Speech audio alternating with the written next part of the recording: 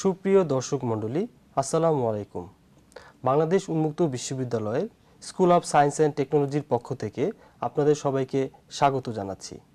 আশা করি আপনারা সবাই ভালো আছেন এবং সুস্থ আছেন।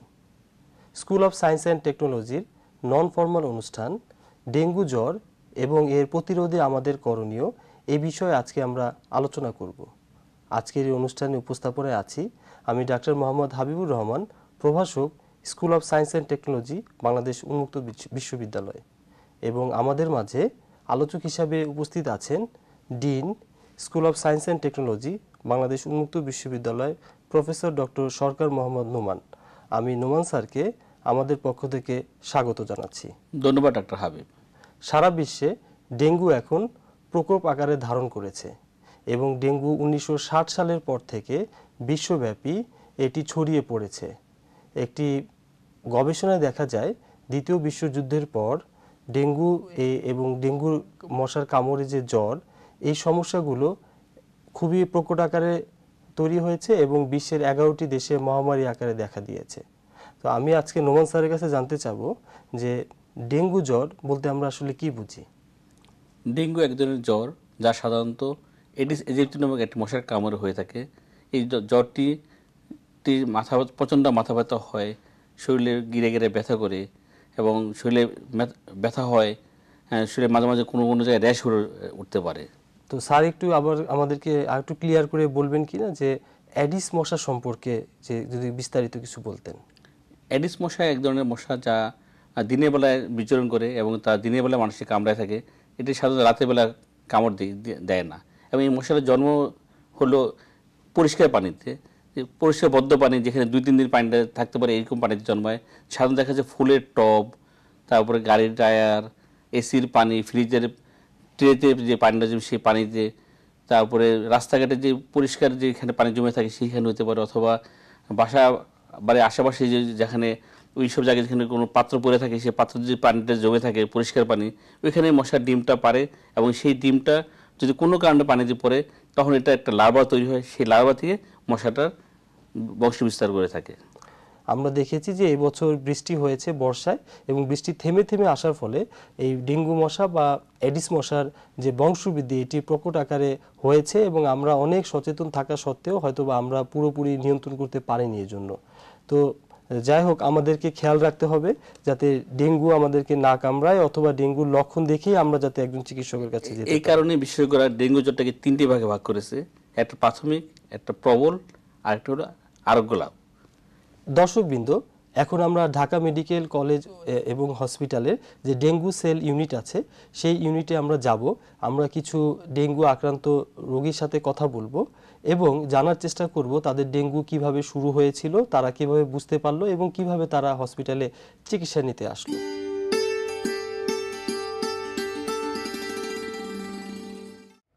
আমার নাম মোহাম্মদ কাইয়ুম। আমি সোনিয়াকড়া থেকে আসছি ঢাকা মেডিকেলে চিকিৎসা নিতে।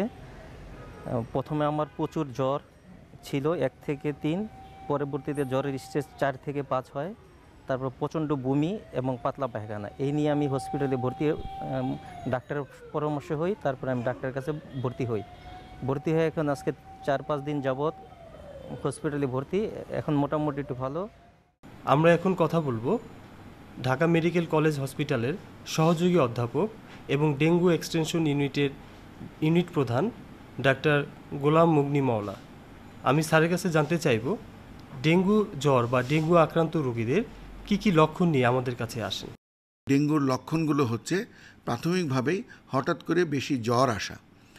জ্বরের সাথে মূল লক্ষণ সেটা হচ্ছে যে শরীর ব্যথা, মূলত মাথা ব্যথা, চোখ ব্যথা, চোখের পেছনে ব্যথা, কোমর ব্যথা, এছাড়া সারা শরীরে অন্যান্য জায়গাতেও ব্যথা হতে পারে। এর সাথে যদি বিশেষ কিছু লক্ষণ, যেগুলোকে আমরা বলি অ্যালার্ম সাইন বা খারাপ লক্ষণ, যেমন যদি অতিরিক্ত ক্ষুধামন্দা, বমি, পেট ব্যথা, ডায়রিয়া বা তরল পায়খানা, এবং এর সাথে যদি রোগীর সচেতনতা, তার স্বাভাবিক বুদ্ধিবৃত্তি, এই সবগুলো যদি পরিবর্তন দেখা যায়, তাহলে এই রোগীকে সাথে সাথে সিরিয়াসভাবে নিতে হবে এবং শুরু থেকেই আপনারা হাসপাতালে বা আপনার নিকটস্থ ডাক্তারের সাথে যোগাযোগ করে ব্যবস্থা নেবেন। প্রাথমিকভাবে ডেঙ্গুর লক্ষণ দেখা দিলেই আপনি প্রথমেই যেটা করতে হবে সেটা হচ্ছে বেশি বেশি তরল খাবার খাবেন। সারাদিনে পূর্ণবয়স্ক রোগীদের জন্য 8 থেকে 10 গ্লাস। সাধারণত জ্বর যখন চলে যায়, ডেঙ্গু জ্বর চলে যাবার পরবর্তী 3 দিন বা 72 ঘন্টা বিশেষভাবে সতর্ক থাকতে হয়। অর্থাৎ দেখা যায় সাধারণত চতুর্থ বা পঞ্চম দিনে জ্বরটা চলে যায়, তারপর আপনি বিশেষ সতর্কতা অবলম্বন করুন। ওই সময় আরও বেশি বেশি তরল খান এবং আপনার ব্লাড প্রেশারটাকে আপনি মাপুন। যদি ব্লাড প্রেশার কমে যায় বা ডাক্তারের সাথে পরামর্শ করলে আমরা যেটাকে বলি সিস্টোলিক বা উপরের ব্লাড প্রেশার, ডায়াস্টোলিক বা নিচের ব্লাড প্রেশার, এর ব্যবধান যদি কমে যায়, যেটাকে আমরা ডাক্তারি ভাষায় পালস প্রেশার বলি, তাহলে কিন্তু আপনাকে বিশেষ সতর্কতা নিতে হবে। ব্লাড প্রেশার কমে গেলে আপনাকে স্যালাইনের মাধ্যমে ডাক্তার চিকিৎসার পরামর্শ দেবেন। আরেকটি বিষয় যেটি কমে যায় সেটা হচ্ছে প্লেটলেট বা অনুচক্রিকা, যেটা কমে যাওয়ার কারণে অনেক সময় রক্তক্ষরণের প্রবণতা দেখা দেয়। তবে একটি বিশেষ মেসেজ হচ্ছে যে ডেঙ্গিতে প্লেটলেট কাউন্ট অনেক কমে গেলেও রক্তক্ষরণ হয় না। সুতরাং আমাদের অভিজ্ঞতা আমরা দেখেছি যে যদিও আমরা বলি যে 1.5 লাখের কম, বিশেষ করে 1 লাখের কম যদি আপনার প্লেটলেট কাউন্ট হয় তাহলে আপনি সতর্ক হন। আর যদি বেশি কমে যায়, 50,000 বা তার নিচে কমে যায়, অবশ্যই ডাক্তারের সাথে যোগাযোগ করুন।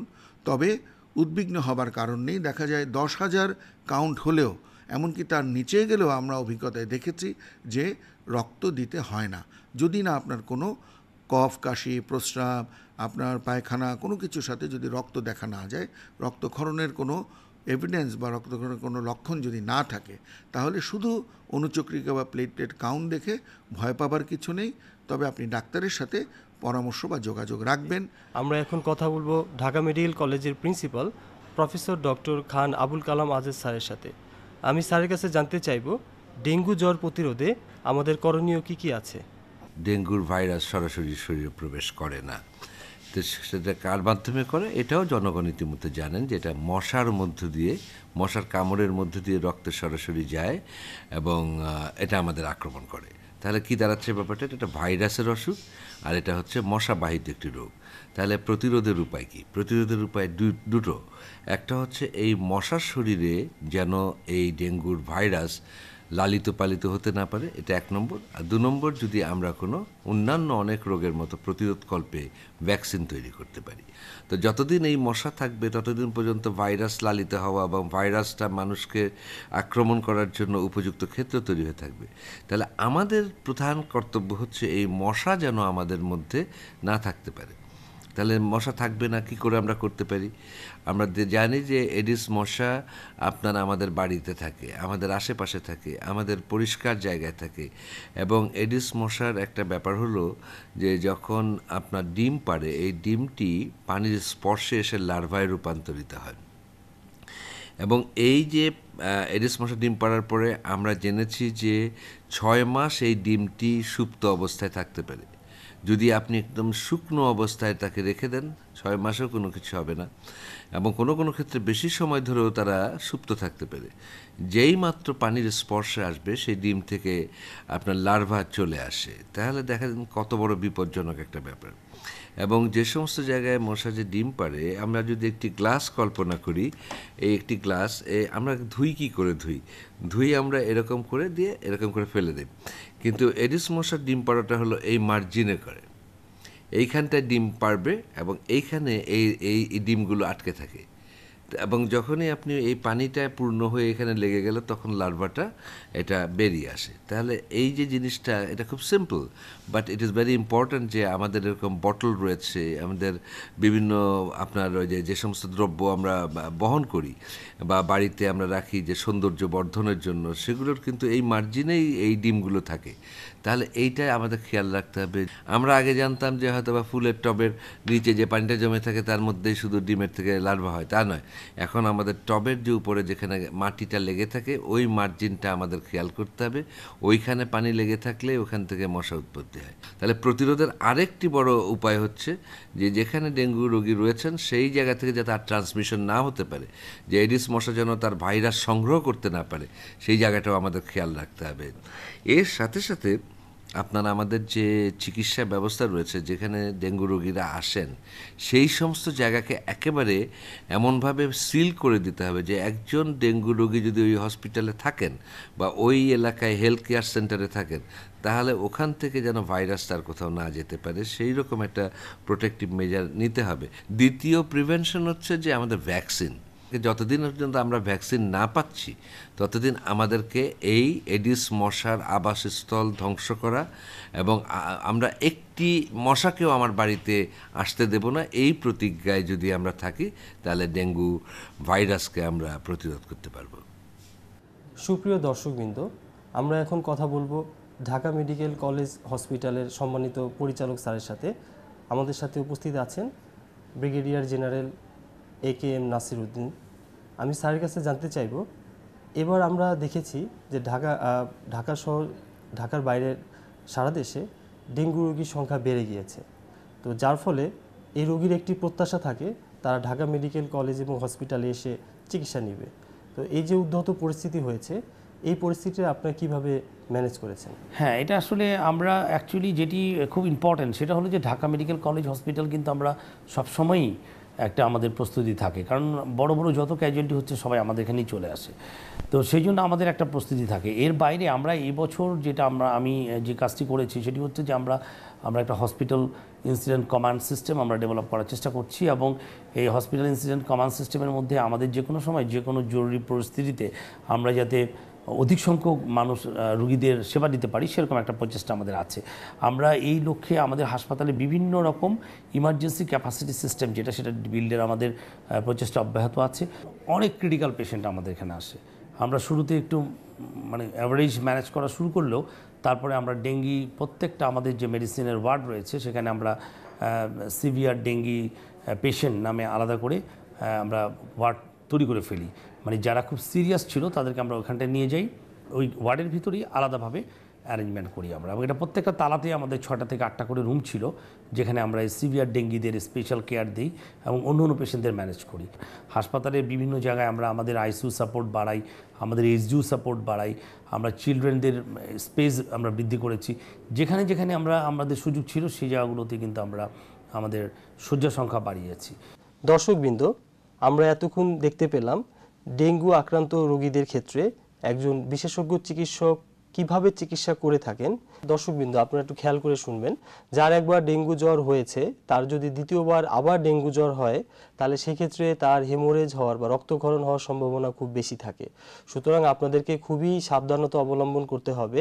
অনেকে ধারণা করেন একবার ডেঙ্গু হয়ে গেলে আর মনে হয় ডেঙ্গু হবে না, আসলে তা না। দ্বিতীয়বার যদি ডেঙ্গু হয় তাহলে তার ক্ষেত্রে রক্তক্ষরণ অথবা অনেক সময় পেশেন্ট মারাও যেতে পারে। স্যার, আপনাকে অনেক ধন্যবাদ জানাচ্ছি আমাদের সাথে স্টুডিওতে সময় দেওয়ার জন্য, এবং আপনি অনেক গুরুত্বপূর্ণ তথ্য আমাদেরকে দিয়েছেন। আপনাকে ধন্যবাদ। দর্শকবৃন্দ, আমরা এতক্ষণ আলোচনা করলাম ডেঙ্গু জ্বর কি এবং ডেঙ্গু জ্বর হলে তার প্রতিকার। আমরা আস্তে আস্তে অনুষ্ঠানের শেষ পর্যায়ে চলে এসেছি। আবার ভবিষ্যতে কখনো অন্য অনুষ্ঠানে আপনাদের সাথে এরকম স্বাস্থ্য বিষয়ক আলোচনা নিয়ে আপনাদের সামনে আসব। সুতরাং সেই পর্যন্ত আপনাদের সবাইকে ধন্যবাদ জানিয়ে আজকের অনুষ্ঠান এখানেই শেষ করছি। আল্লাহ হাফেজ।